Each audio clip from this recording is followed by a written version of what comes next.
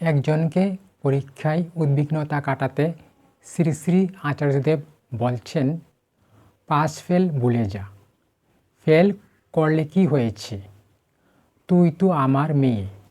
Fail করলেও তুই আমার মেয়েই থাকবি। তুই নিজে প্রিপারেশনে ফাঁকি রাখবি না। তারপর যা হওয়ার হবে।